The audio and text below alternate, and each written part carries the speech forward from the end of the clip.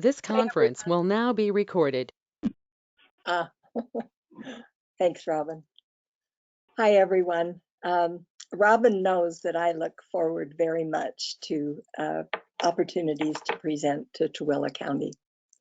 And she's right. We've been compadres for a lot of years and have a lot of mutual respect. I need to warn you ahead of time that I have a type of asthma that sometimes includes a cough. I may have to stop, cough, take a drink, spray my throat, whatever. It's if it happens, it'll be annoying, but I'll get right back on the horse. I think we've all heard the phrase, start with the end in mind, because it prevents false starts and it prevents us from getting near the end and finding out that we've made mistakes. So I've taken a fresh look at emergency preparedness through the lens of 3 response strategies. And for the purpose of my presentation, response is the end in sight, even though we all know the big end is recovery. I want you and I to avoid being caught up in a disaster only to find out that we have significant omissions in our preparations and our know-how that prevents us from responding appropriately. The 3 responses I have in mind to share with you tonight are sheltering at home, immediate on-foot evacuation, and evacuation by auto. You know, we've had a full year to learn that trying to acquire what we need in the midst of a disaster puts us at risk and puts us in competition with every other person who's unprepared or underprepared.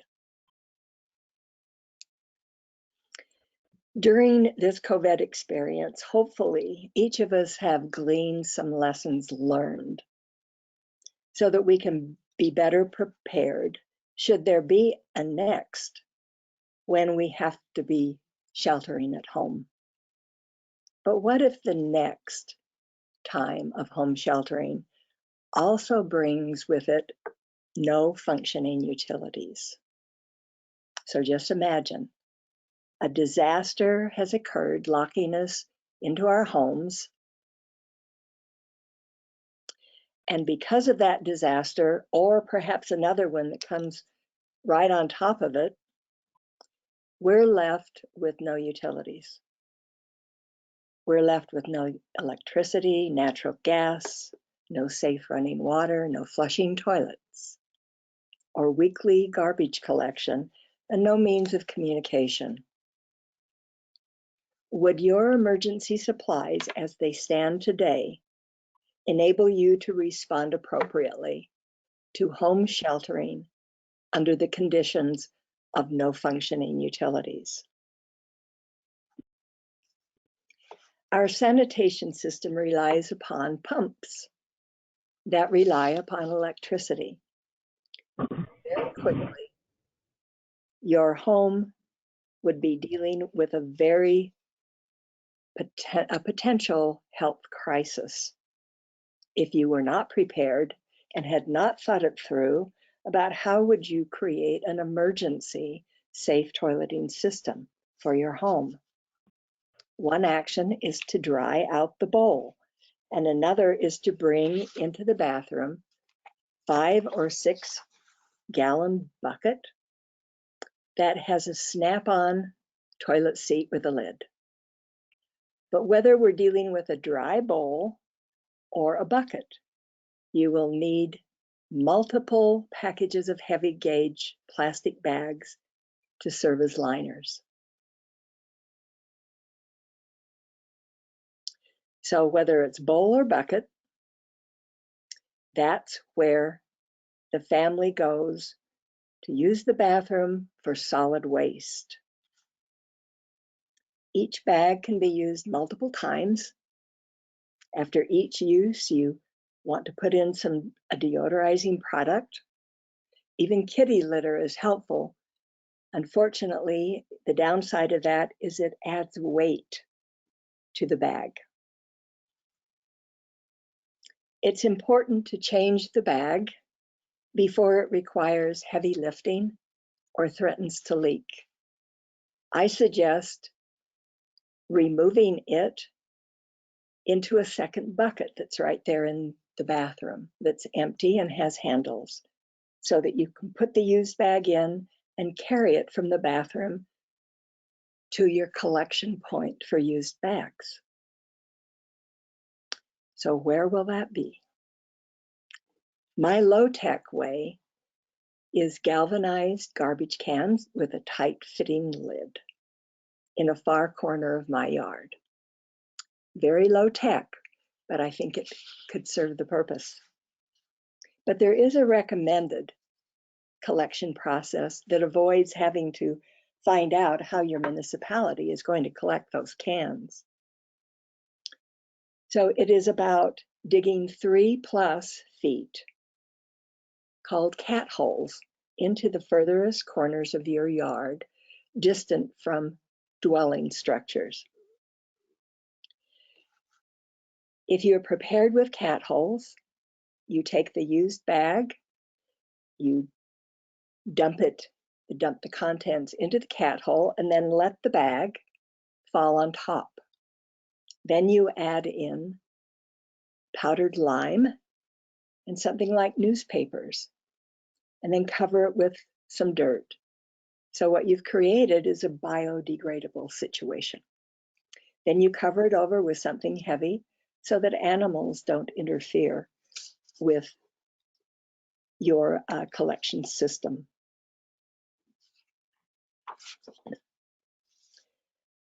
But whether you're dealing with the dry bowl in the bathroom or the bucket you've put there, you still need an ample supply of standard bathroom supplies.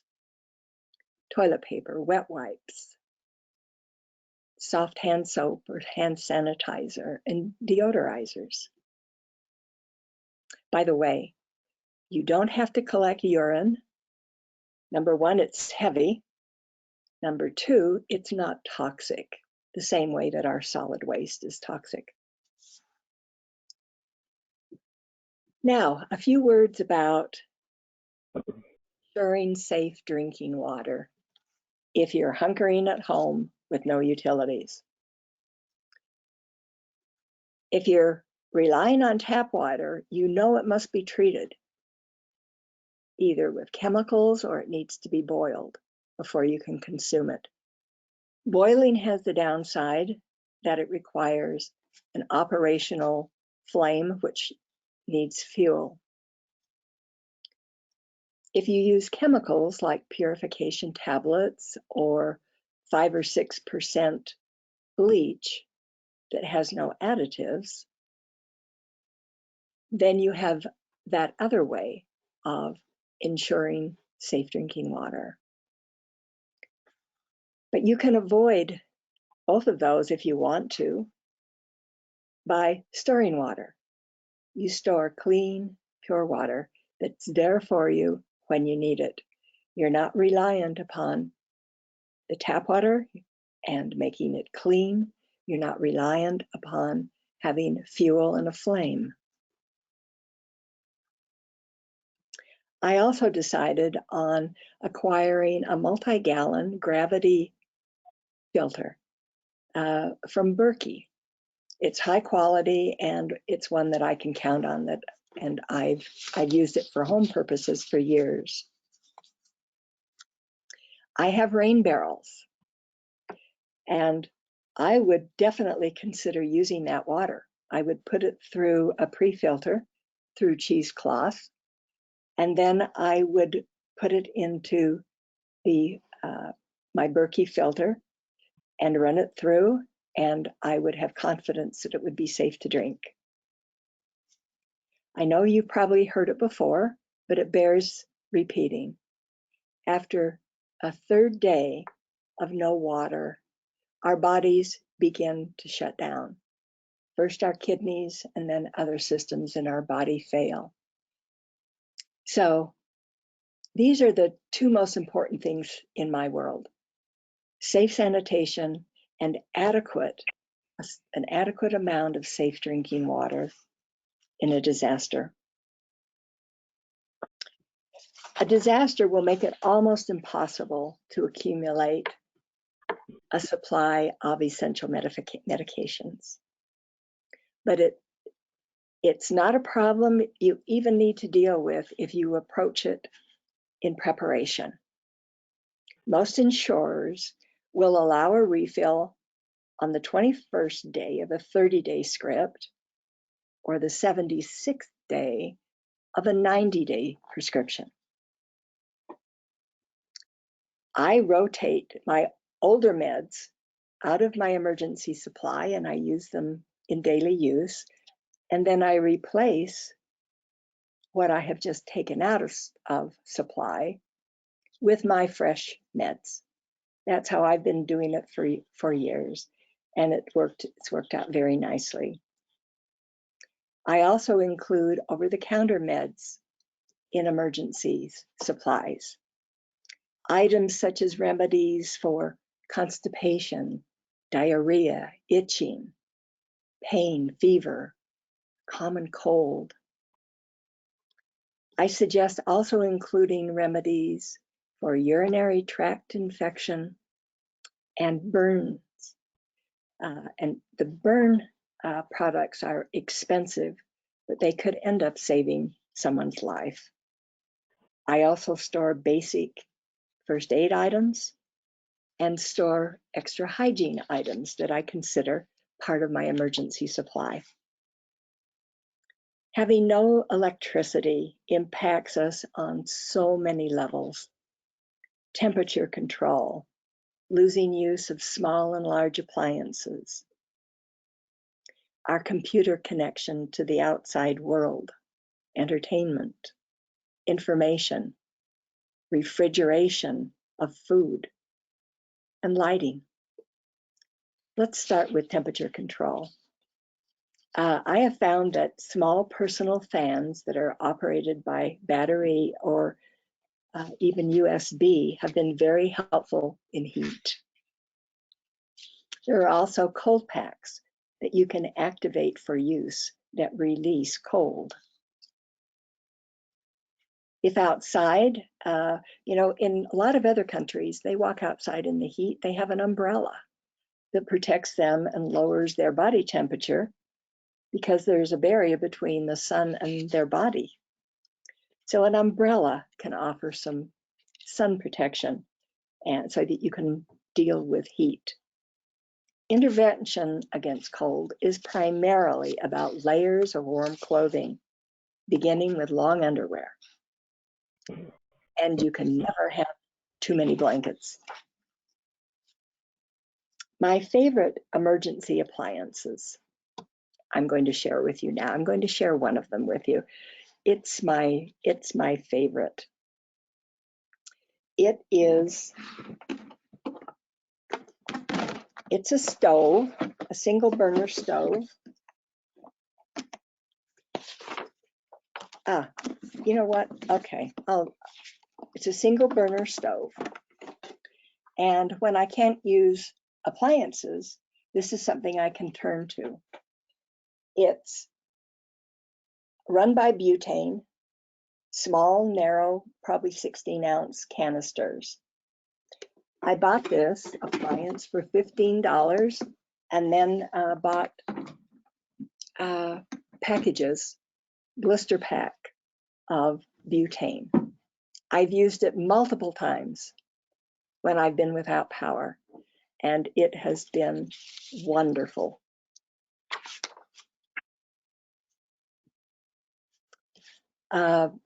Something else that I should also tell you, even though that's not designed to heat a room, I set it up in my kitchen, which is a fairly small room, and it put out a lot of heat. But of course, it needs some venting to be safe. I also have a Mr. Buddy heater that has been designed for indoor use. It is marvelous in heating a small room, even a larger room. But again, it has to be vented. So cracking windows or cracking a door is something that you would want to do. I've also used a couple of do-it-yourself items. One of them you might have seen. It's pretty common. It's a toilet paper alcohol little burner. You cover the toilet paper with alcohol, and boy, does it create a flame. In fact, enough of a flame that you cannot leave it unattended. But it really puts out the flame that you could adapt for cooking or for heat. So what I've done to make it a little safer is I put it in a gallon paint can. And this gives me some control over the flame. Also, while I've got this can handy, this was another do-it-yourself thing that I've used every time there's been an outage in cold weather. This is a tea candle. This one is 1/2 inch high, but they also make them so they're about 1 inch high. The bottom of a can will hold about a dozen tea candles. So during emergencies without power, I take one of my utility lighters, one like you've seen, or this is a cool product. This is a utility lighter that has no fuel. It runs, it's a digital instrument actually. So you need something that's long. You light the tea candles, and I use it in a very small bathroom. And it really does provide some ambient heat, and it requires almost no monitoring because you have such distance between the flames and the top of the can.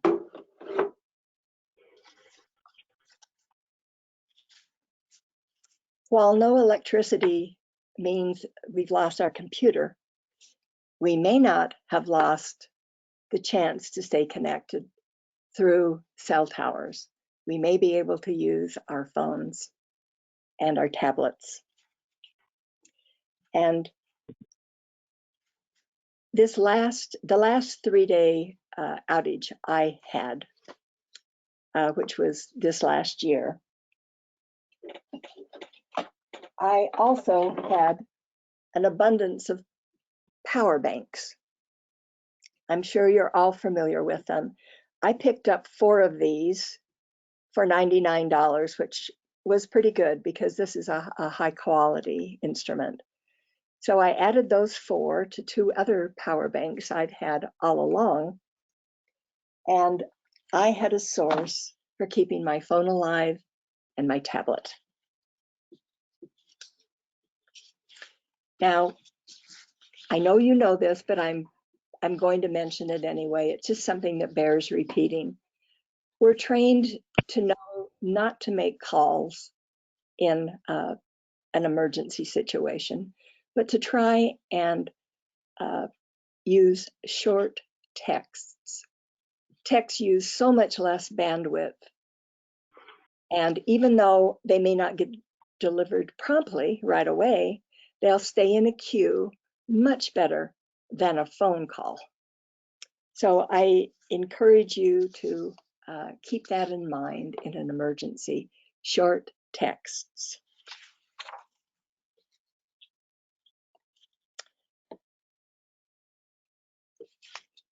I think it is so important that everybody have a couple of portable radios.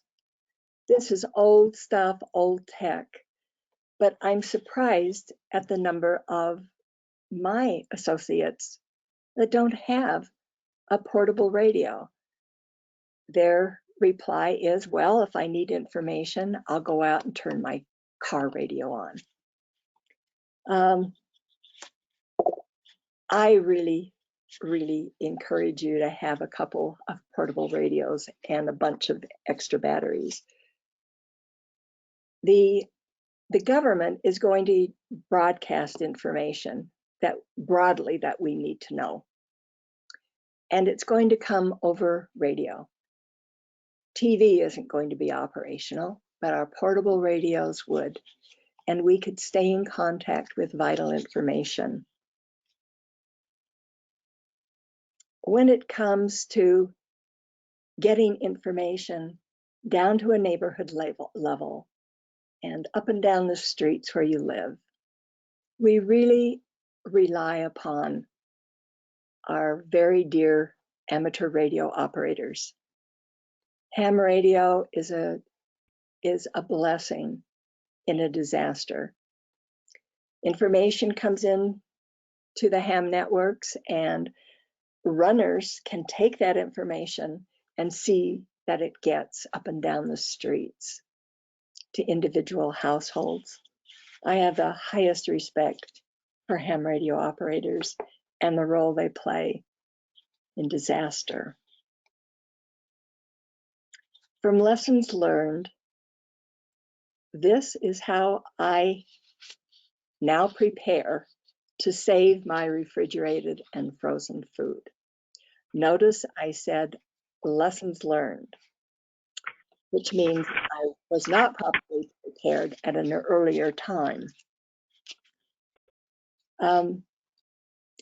I have placed in my freezers multiple 10-pound bags of ice. And I have pre-frozen cooler packs. I have several well-insulated coolers. And those are the things that I'm going to need to save food. The health experts tell us that refrigerated food will begin to go south after the 4th hour. I keep my refrigerator door closed, and it helps preserve the cold. But when I feel it's necessary and it's the right time, I pull out the most expensive things from my refrigerator, and I put some ice in a cooler, and those items go in the cooler for at least a temporary preservation. Leftovers, partial, almost used condiment bottles, I don't worry about. I plan on discarding those.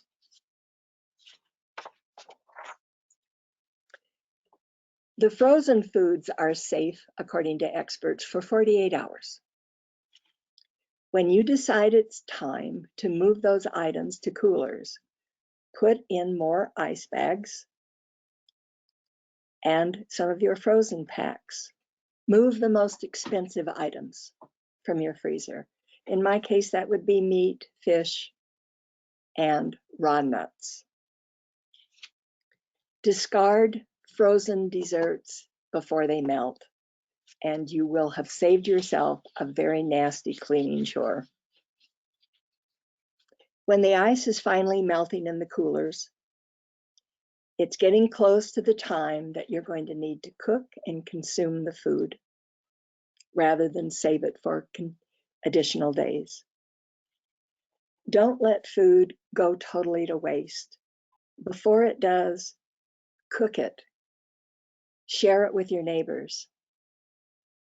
There might be people on your street who are struggling with hunger. On the matter of pantry food, what you store really is a personal matter. But stock up on foods your family will actually eat. Otherwise, emergency meals are going to seem like rations. Buy simple foods that you can rotate into regular use, but don't forget to replace what you use. Buy some foods that don't require cooking. Cooking means fuel. Include plenty of snacks and treats in your emergency supplies. They boost morale. Having been through multiple emergencies, I can tell you that a treat is so valuable. Now, speaking of food, you probably already know that our bodies can survive days, even weeks without food. But why test that? Why put yourself through that discomfort? Store sufficient food. You need calories to think straight, and you need calories to help you handle emotions. And disasters really do impinge on our ability to think and our ability to control emotions. So calories are helpful. Does your household include either live-in or visiting infants or children, teenagers? If so, you must build up your storage to include their necessities. Be sure to include entertainment when you start thinking about preparing for a home sheltering situation. It's uplifting to have enjoyable activities. Playing cards are nice. Participation in board game can save the day. So can reading and writing. Prepare for your pets. Stock lots of food and treats they like to eat that have been tested. You know they can digest them well. Do they require medications?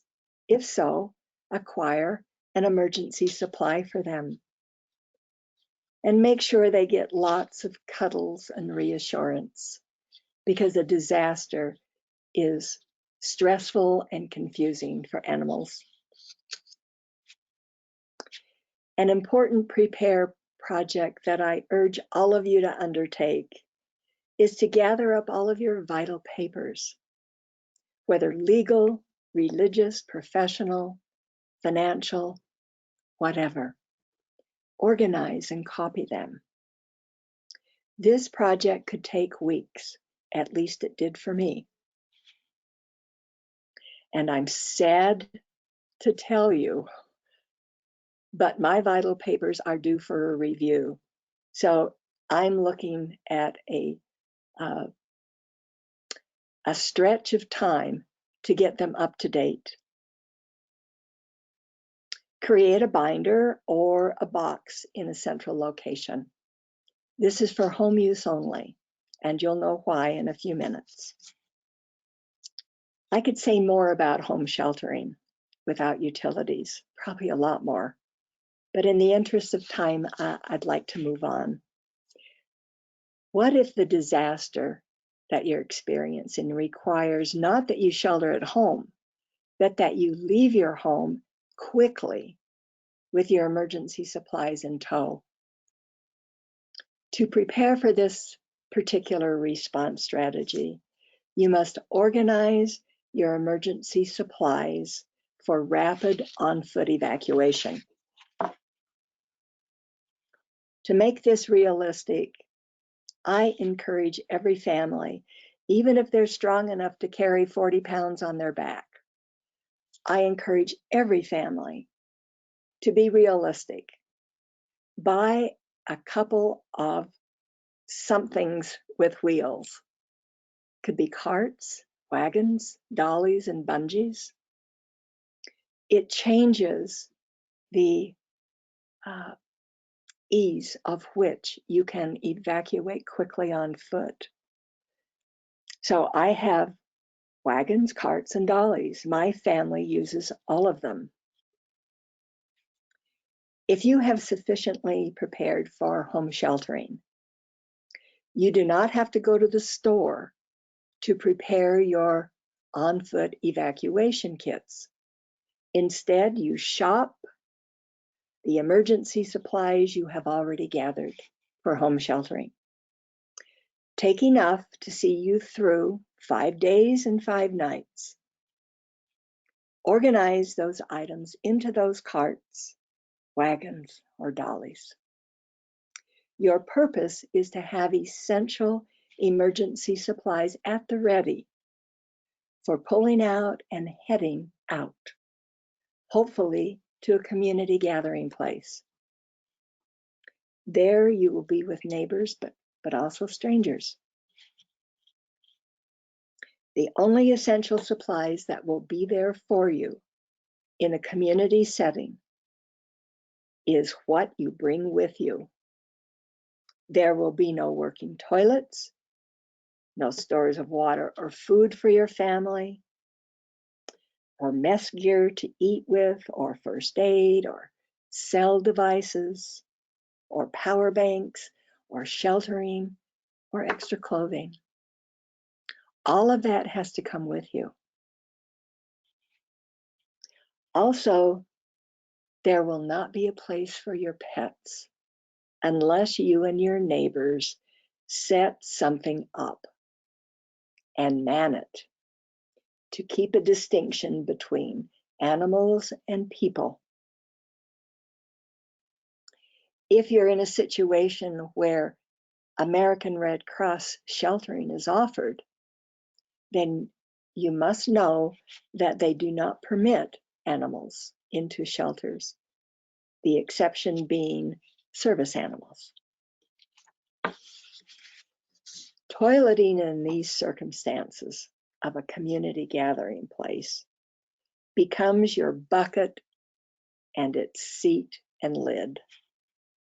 If you want privacy for toileting in those circumstances, that will require a new purchase.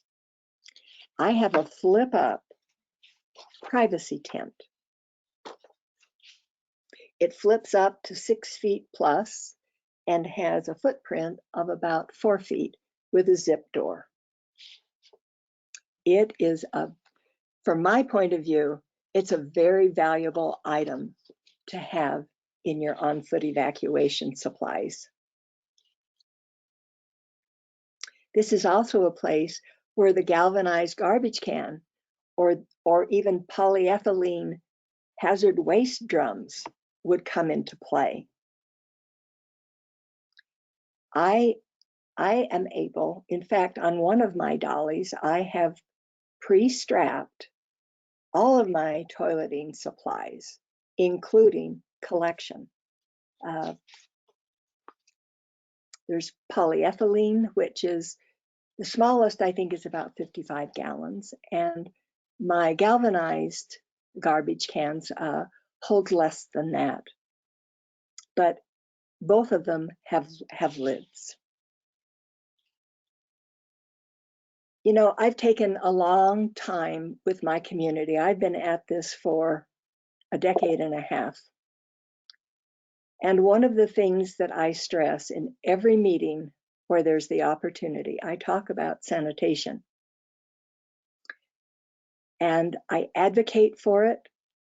It's something that can turn quickly into a public health crisis if it has not been thought about and prepared for. It's much easier at a gathering place for community preparers to deal with it at that level. But so far, I have yet to have a community say, Linda, we're going to spend some of our resources and we're going to gather polyethylene drums, we're going to gather supplies, we're going to gather some privacy tents or some tarps and poles. I have yet in all these years to find one community that is on top of that. I haven't stopped advocating for it though. I'm very annoying on the topic. I have sufficient water and personal filters that are part of my on-foot evacuation kit. I have food items that require very little fuss. I have another butane stove that's in one of my carts. I have a cooking pan, some disposable mess gear, and a manual can opener. I have some first aid. I have hygiene items.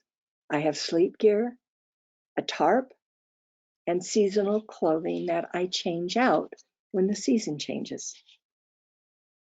And it's all preset in wagons that my family can manage. When it comes to vital records, do not bring your binder or box of vital records to a public gathering. Not secure. Put that information on a flash drive. Also carry a single sheet of paper that has account numbers and passwords. These things, of course, have to be kept safe. How do you do that? Well, you do it by acquiring a money belt. I've used this in travel, and it's a significant part of my on-foot evacuation program. In it, I carry small bills of cash, keys, a copy of my ID, that paper I was just telling you about, and a flash drive with my vital information on it. And you might have other things that you would want to put in a money belt. It goes under your clothing, and you reveal it to no one except your family and perhaps trusted others. But it can't be seen. Don't share that information. In a gathering place, I like to have quite a few supplies on my person. So this is how I accomplished that. I'd like to share it with you. The first thing I have is a crossbody pack. It doesn't hang on my back. It sits against the side of my body under my arm. In it, I can carry my tablet, my phone, a power cell, some pouches of water, maybe a sanitation supply or two, something to eat, and it doesn't strain my back. I used this every day for a month when I was traveling the UK. I just adored it. It's a wonderful, wonderful thing. In an emergency, pockets are wonderful. So in warm weather, this is something that I would wear in a gathering place because it's loaded with pockets inside and outside. And I store essentials in it. Again, the essentials I consider sanitation, water, something to eat for calories, something that I regard as a treat, and whatever other supplies I might think of. It fits nicely in this summer version. This is a sports vest. I got it, I believe, at DI. In the winter, I won't be able to show you this as well. This is pretty heavy to lift, but it's not heavy to wear. This has about 18 different pockets of different sizes. In this right now, I have water, not in bottles, but in Mylar pouches. I have a sanitation kit, I have food, and the list goes on. I even have a full change of clothing in the back compartment. I think I got this at Goodwill. I would never buy them new probably, but used, they're affordable and they are so helpful to me. The reason I want to be able to carry supplies in a community setting is because I'm trained and my help will be needed. I will not be sitting in a corner. I will be wearing some supplies so I can move about and help where I can. Even though I'm old and I have health limitations, There are some things I can do, and I would want to do that. I love these vests for the freedom that it gives me to be a helper and to be part of the solution.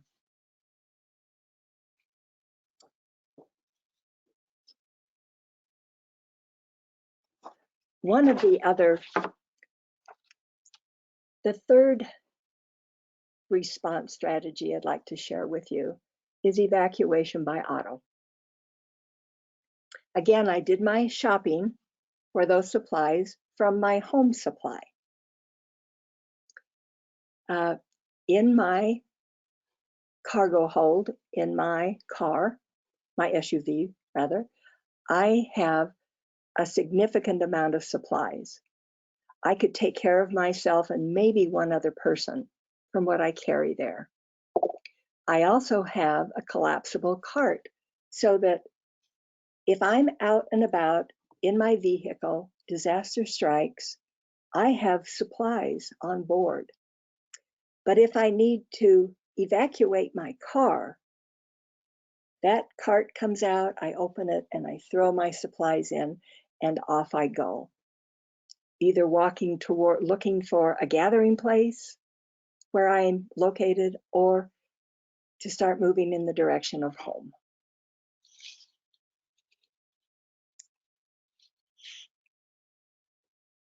Now, home sheltering could come about as a mandate. Pardon me, I made a mistake. Evacuating by auto could become a mandated situation. I could think of one situation right off the bat, and that would be maybe mudslides, fires, flooding. Or you may decide that you, in order to be safe, have to get in your car and go. Well, you've already got emergency supplies in your car. You don't need to worry about that. But what are the valuable things that you would want to throw into your car and take with you in the event that you are evacuating? I suggest that you think about it in a time when you're very clear-headed and have some time, and decide what is the most valuable things that you would grab if you had no warning. What would you take if you had 10 minutes to prepare? How about 20 minutes or longer? Maybe each of those time frames allows you to bring more with you. So I suggest that you think about it in those terms and gather those things together that are appropriate for that time frame. This is what I would take if I have no time. This is what I would take. This is what I would take for longer, and so on. And you prepare that ahead of time. Now, here's another thing I'll confess to you. I am looking straight in the face of having to review this as well. It was right when I first did it for that particular time, but some of the things aren't as valuable to me anymore, or my thinking is different. And here's the bad part I'm confessing. I don't know where some things are that were in a very tidy place at one time. I've gotten busy and I've moved them, and I forgot to change my list to show the new location. So please learn from my experience. When you approach this and you make a list, treat that as sacrosanct, and that information is something in a disaster you're going to rely on. So you want it to be accurate. Now, let's say for whatever reason, you can only prepare one kit or one set of supplies. What would it be? Well, if you're out and about a lot, your car kit, your car emergency supplies may be the most important for you. You may want to beef it up. You may want that to be generously outfitted. because you're maybe more prone to be with your car. If, in my case, my most important is my on-foot evacuation, my carts, my dollies, my wagon. That's the most important to me.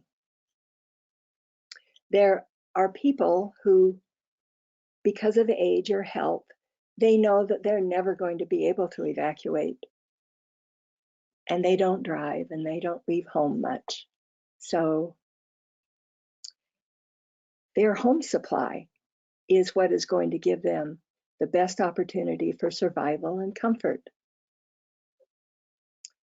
One of the reasons I put the import on the on-foot evacuation kit is because if I need to bring supplies in the house for home shelter, all I do is empty the carts and I bring them inside. If I'm evacuating by car and I want to beef up my supplies, I just simply, again, take them out of my carts and I put them in the car. But the ideal is to be able to prepare for all three settings: home sheltering, on-foot evacuation, and evacuation by auto. Be flexible in your thinking. Take into account your particular family situation.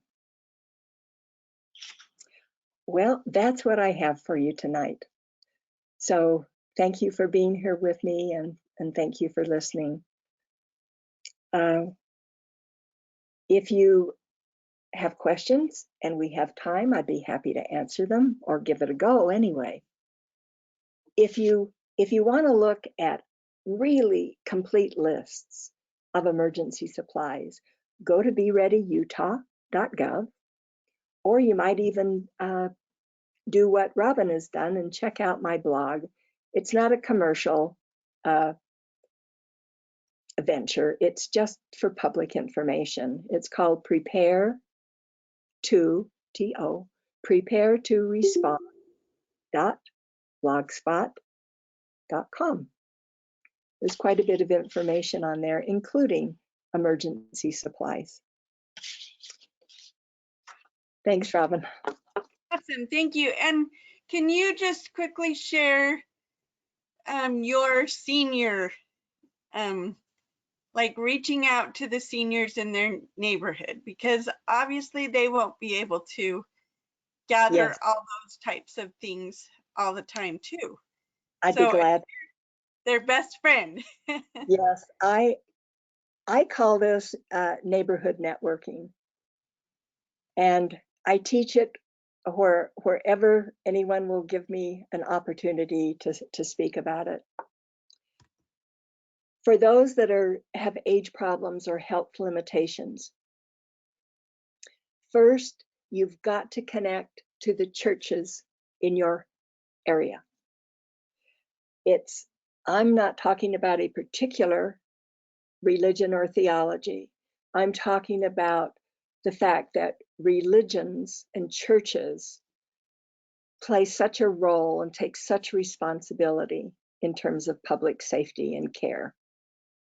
So if I knew I could not evacuate, if I could not respond properly to a disaster, and I have done this, I will tell you, everything that I'm about to tell you, I have done. I connected with a Jewish synagogue, a Methodist church, and an LDS church. They know my circumstances. They know I'm prepared. I do not expect them to supply me in an emergency. I am prepared, but I may not be able to physically accomplish what I would need to for my safety. So that's the first thing I teach people. Connect to the churches in your area. Find the leadership. Sit down with them. Tell them that you are attempting to do your best to prepare, but that you may need help in an emergency. Then I have gone to 3 different neighbors on my street, and I've sat down with them individually, and I've told them approximately the same thing. I may not be able to respond appropriately to an emergency because of my health and now my age. They know I'm prepared. They know that I don't expect them to rescue me. I tell them that I do not expect you to rescue me or to provide for me, but could you check on me and could you pass on my condition and my address to volunteer responders and let them know that I need help. All 3 families have been so kind and generous in their response. It's like, Linda, absolutely, you can count on us. I tell them, check on yourselves and your family first. It's always family first. But then your willingness to check on me is something I deeply appreciate. So that's what I share with people who have physical limitations or because of age cannot look out for themselves. Was that what you were looking for, Robin? Yes, because really, when it comes down to it, we are a neighborhood together and a community together. And Yes. I've worked in emergency management for long enough and know that the first responders cannot be everywhere. And the stories that I've heard from like California and Oregon, where there have been elderly that can't evacuate and they need the help, it is so important for neighbors just to, check on them, even if they could, even if they have kids in the same town, their kids cannot always get to them. And so a neighborhood is probably one of my most important preparedness items, is to know your neighbors and to know your neighborhood, because you're gonna have to deal with it all together. You look at the people in Texas, people brought in their neighbors because they didn't have the supplies.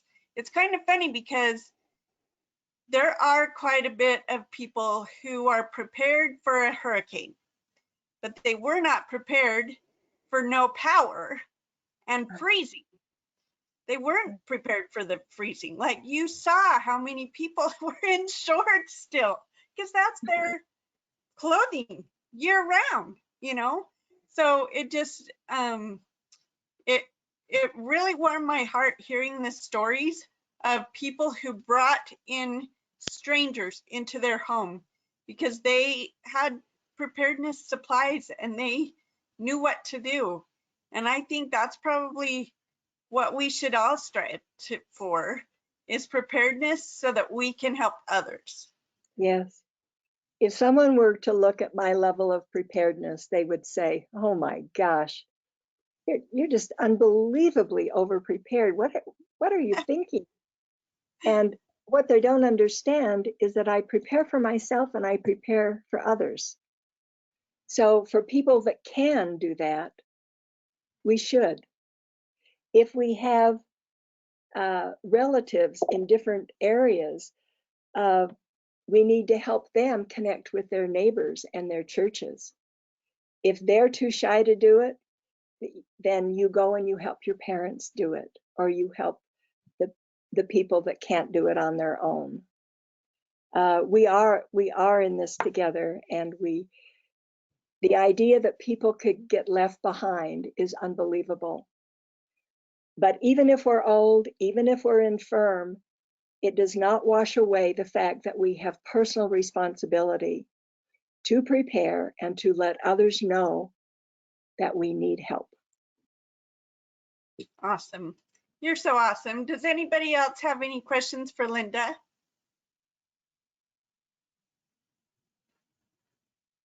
You guys are all quiet. I hope this wasn't a waste of time. Maybe everybody knows everything I presented. No, I've been teaching preparedness for a long time, like not quite as long as you, but for a long time. And I learned some things tonight. So I appreciate it. I appreciate that you'll share your lessons learned, because I'd rather not have to go through it. I'd rather learn from somebody else. Yes. So there's a I chat. think I think we all appreciate and can learn from people. It, like you said, you just sometimes just need to hear one little thing that you hadn't heard before, and it helps you. Right. Yep. Agreed. I appreciate it. So there's a question. It says, I didn't get a good look at the winter outfit with the many pockets. What type of clothing was that? So it's the same kind It's of a vest. sports vest. It's a sports vest, and it's big. You know, it's hard to do show and tell virtually. I've never done it before. I do it when I talk in person. I dress up. I also have pants with pockets I put on. Yep. You know that, right, Robin? Yes. I But know she's all decked out, so she can help. And I love it's just a vest with tons of pockets. And I think the vest is wise because you can put it over your coat. If That's it's right. winter, you need your coat. And so Yes. having it in a vest form means you can wear it in the summer or you can wear it over your coat. So that's Yeah. why it's bigger, I think, right? The first one I showed you for summer wear is, I wouldn't be anticipating it going over a coat. So it fits pretty well. But this is big, and it's big for the purpose you mentioned, so that it can go over a coat. Yeah. And we have to remember that it's not a fashion show in an emergency. Who cares? Yes. Yep, you're right. Exactly. Yes. So I looked around in DI and different clothes. It takes a while, but you could find them. They're like fishing or hunting or whatever type. Just look in the men's department, Right. and look through almost everything. Like, it's not always where you think it is, but that's the most inexpensive way, is getting it through a thrift store than at an actual sporting goods store, because they are not cheap. They're so not cheap, but those pockets are invaluable. So They are. And I cannot overstate the value for someone like me who cannot carry a backpack. This, I wish you could see it better, but this, the way this sits on the body and the way it's designed allows me to carry a lot in it, and I don't feel the weight. that's It's good. a wonderful thing. This was an Amazon product, as was the money belt. Awesome. Any other questions that you might have for Linda? Or suggestions or comments, I would be welcome to hear those as well. Yeah, because she's working on a big project for how to teach seniors across the world how to prepare. Seniors and people with health limitations. Which kind of is all of us. Like, all of us have some special need. Like, I wear contacts. If I didn't have my contacts, I'd need my glasses. So, Yeah. and the masks have been a very big problem for me, because I can't hear, because I read people's lips, because I'm deaf in my left ear.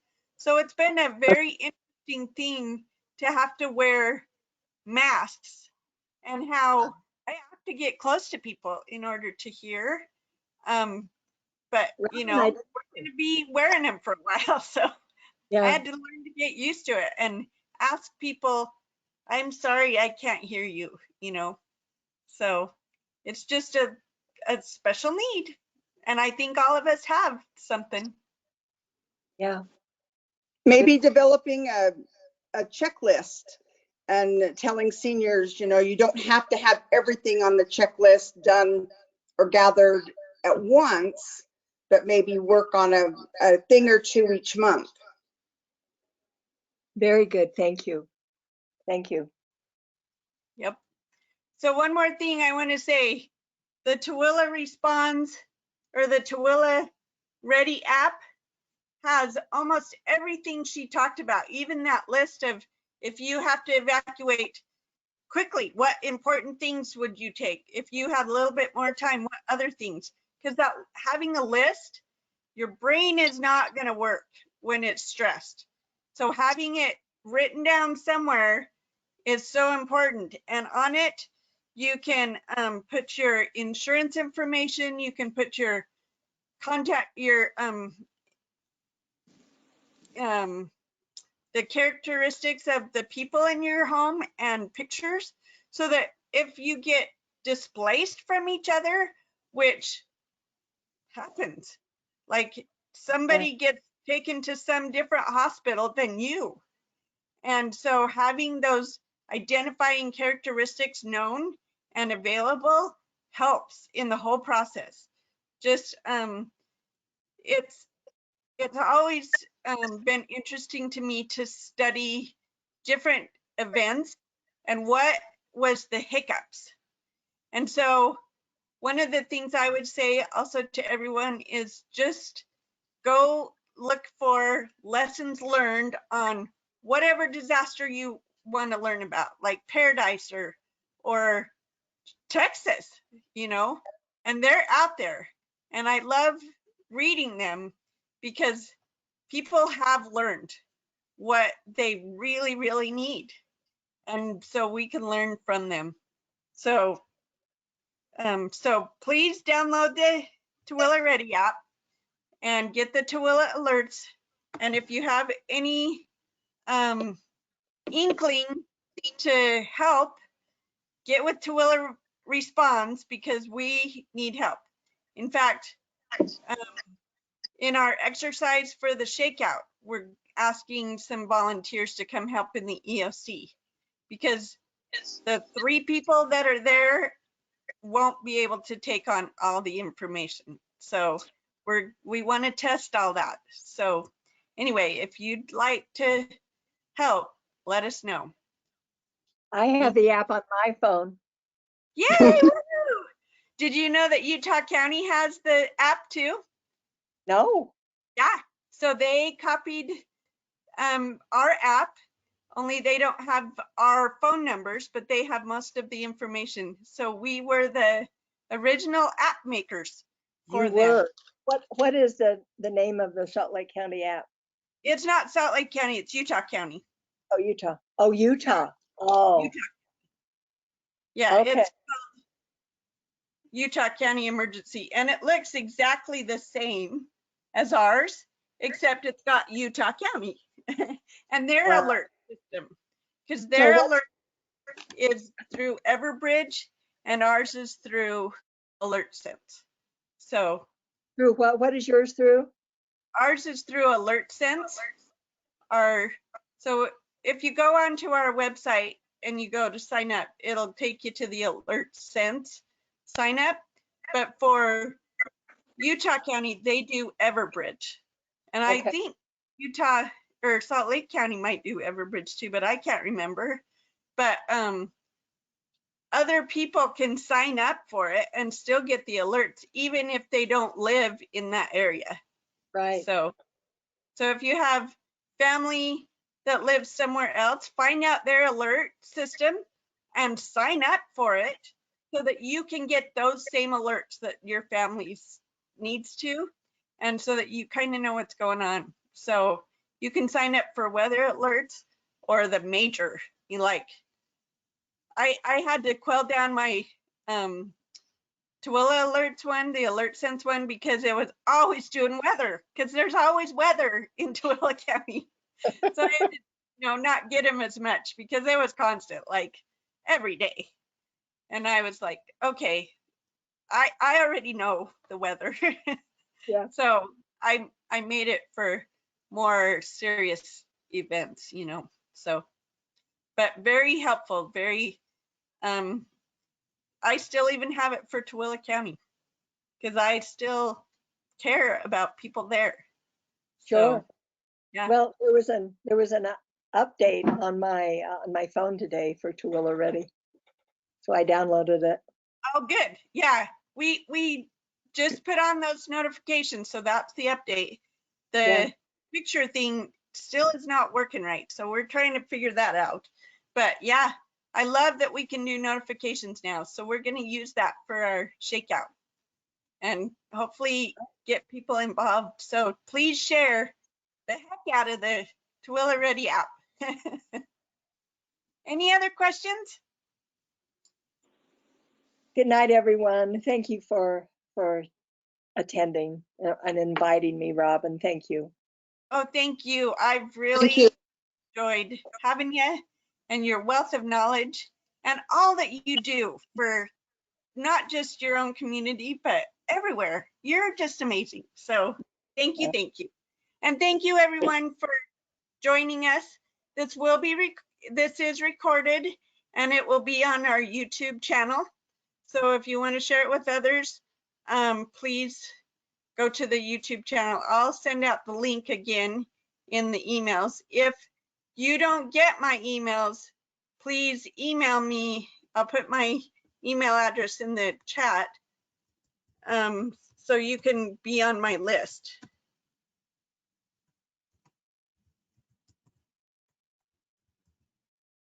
So there's my email address if you don't get them. Because I used to have a sign-up sheet that, you know, it says, yes, I'm getting the emails and been here before. No, but it's different since we're doing it the virtual way. So thank you all for being here. I so appreciate all that you do for our communities. Please be safe and well out there and have a great rest of your week. Thank you so much. Thank you. Thank you. Thank you. See ya.